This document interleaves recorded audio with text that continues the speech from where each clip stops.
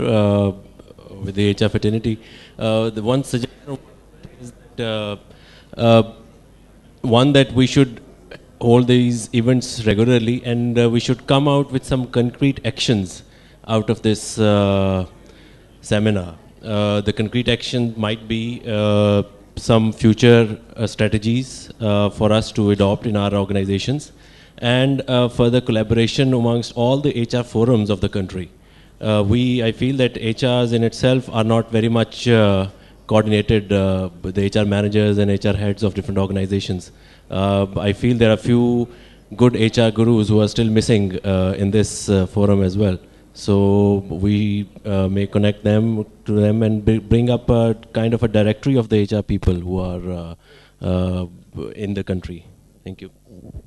We should have a directory of HR people, but I believe that directory will be changed very frequently because HR people move very swiftly. So how to manage that? That will be a big challenge for all of us. Anyone else to have a good comment? Anything they want to?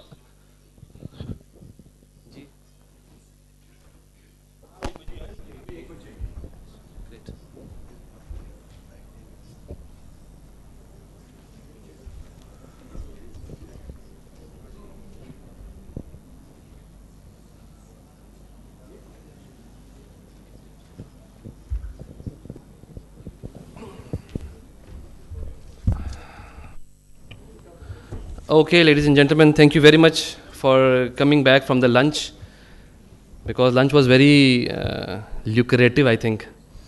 बहुत सारे लोगों का उठने को दिल नहीं कर रहा था. And the post-lunch session is quite interesting, and I think it's more technical.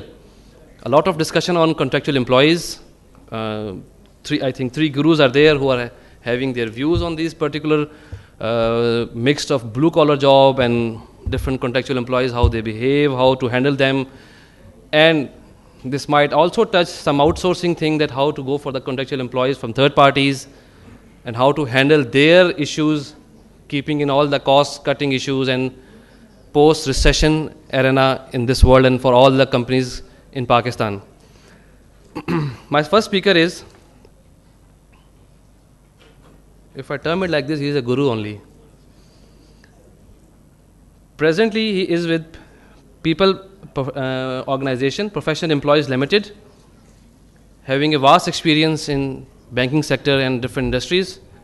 His topic is Contractor Employees, Issues, Challenges and Options. Executive Director of People, Mr. Zafar Aziz Usmani. Sir, may I request you please?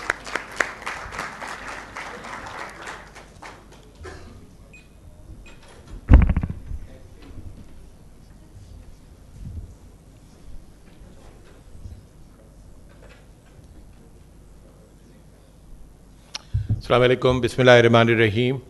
While we are addressing the technology and the input, let me welcome you all to this great conference, and let me again share with you what a pleasure it is to be with the fraternity of HR professionals, a number of them that I see now, younger generation HR professionals who are coming up, mashallah, and coming up with God's speed in Pakistan, because I do get an opportunity of interacting with them, and I find I'm really amazed at the quality of human resource professionals this country is producing.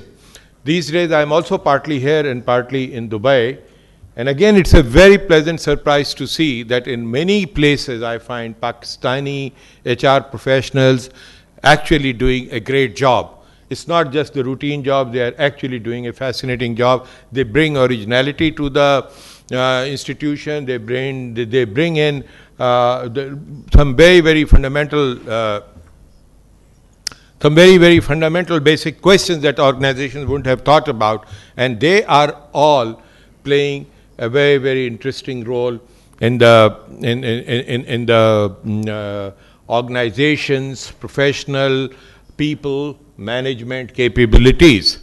I'm very happy to welcome two of my friends who I met in Dubai, and they are also HR professionals, very passionate HR professionals. Asma, who you heard this morning, and with her, her colleague, Sara. Thank you so much. I'm never good in remembering names, and I keep joking to my students sometime I teach. I have 5 children, and I don't remember at times their name, so it's easier to call them by numbers. And it does work. Is it working, ladies and gentlemen? Okay, you take it there if you wish. And then you keep following my instructions.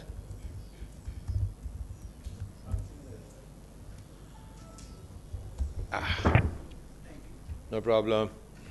The topic today is basically a very delicate topic, very interesting topic, which is about management of contract employees and some of the key issues that are like there, and some of the potential risks that organizations are carrying in ensuring that they don't expose themselves to a much bigger level of expenditure. My key learning is coming from on the contract employees or outsourcing the option. My key learning is coming from one of the very cherished organizations in Pakistan, where I was part of the team in transformation from public sector into private sector. The leading bank in Pakistan, the largest private sector bank in Pakistan, Habib Bank Limited. And I'm very happy to see that I have all the team members who worked together on managing some of the key HR issues, which included the toughest ones being downsizing, cutting down people in the organization, and also bringing in a new work culture, a new paradigm of operation, changing people's mindset. And these are some of the very difficult things, and it was done very successfully. I see sitting behind in the dark my worthy successor, Dr. Razi, Naila is missing someone, which I'm sure must be interesting, and my whole team of people sitting here. They're all part, and I tell you, every moment that I spent was a very cherished moment, and we had to confront with this issue. And in this process, we learned a lot, and this is something that I want to share with you today. Why? Because A, it's a burning HR issue. B, not many people fully realize the potential of risks that they are carrying, managing them the way they are being managed generally. And number 3, there are some options and solutions which are available where they can minimize the risk of arising out of contract employees. If we go to the first slide, very briefly I will run few slides. Who is a contract employee? Now, if you look at it, a contract employee is an individual engaged by a business to provide a specific set of service for a specific period of time. Historically, people used to hire these kind of employees for a defined period in time. Why for a defined period in time? Because if you are running a business, you should need people all the time, but there are periods of cyclic requirements. For instance, if you are, and I'll give this example later also, if like I used to work for Exxon, and annually we used to have a turnaround of the plant. Now, when you're having a turnaround of the plant, for that period, 2 to 3 months, your existing pairs of hands will not be adequate. So you need to hire people for 20 days, 30 days, 60 days for doing some very, very specific things, jobs for that period. So you hire them on your own account on a contract period, and you pay them, and the job is done, the project is completed, thank you. Similarly, it's very common in the agriculture sector, it's never a problem, but you know, when the harvesting season comes, most of the landlords will need a lot of people to come and help them. Now, if they were to hire these people for the full year, you will have a massive fixed cost base which will not be sustainable over a longer period. So that was the original concept and requirement for a contract employee. So now this used to be historically a pattern, and there was an employer-employee relationship established for a defined period of time, but it was very clear that this will not perpetuate. And the law, I'm not going to talk a lot on law, because on my very special invitation, one of the leading experts on the subject, the legal side of it, Faisal Ghani is here. He's a friend and he's a colleague, and we work together on several things. He's a very, very competent person. And you know, right now when I was trying to finish my presentation, he was there and he started raising some questions, which I said, let me complete the presentation. Faisal, thank you for allowing me that space. Now, the thing is that the law, under the law, if you hire anybody for less than 90 days, you can hire him, and as long as that employment ends within 90 days, it's fine. There is no issue. Why is it that people prefer to hire now employees for those jobs which are of enduring nature, those jobs will perpetuate over a longer period, those jobs which actually exist in the organization for all time to come?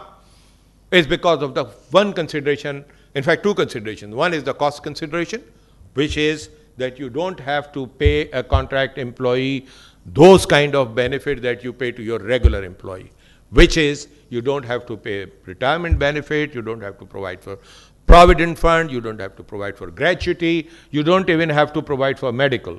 So you keep this stream of employees under a different set of books, and you call them, you are the contract employees. But they are working on assignments which are of enduring and permanent nature, so you are carrying a risk. And this is happening. So what happened was that some regulatory issues were raised, and this question was raised in some court that, oh God, you've got somebody for more than 90 days, the employees will go and say that, look, now make me permanent. I'm not a contract employee, make me permanent. And this is something that continued.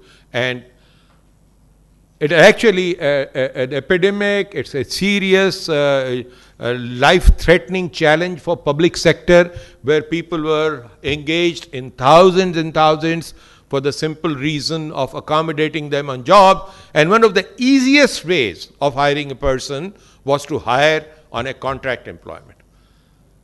Let us have this employment for this short-term need, and then that need continues. And over a period, what you see is, what I saw in my last assignment in KESC, out of the 15,000 employees, 7,000, Faisal, right? 7,000 were contract employees. And they were shouting, lying on the road, blocking Abdullah Harun Road. You know, my office was upstairs, and saying that we are on a hunger strike, turn us permanent. And why we would not do that immediately was, it was a humongous cost to the organization. Now, eventually it has been dealt and sorted out in a different way. But the real challenge was to have these huge number of people working for you, and then also to not to let the costs go beyond. Because KESC is an example of, you know, where the end price is not determined by the company, government. There is a regulatory mechanism, and that's why it's making a lot of losses.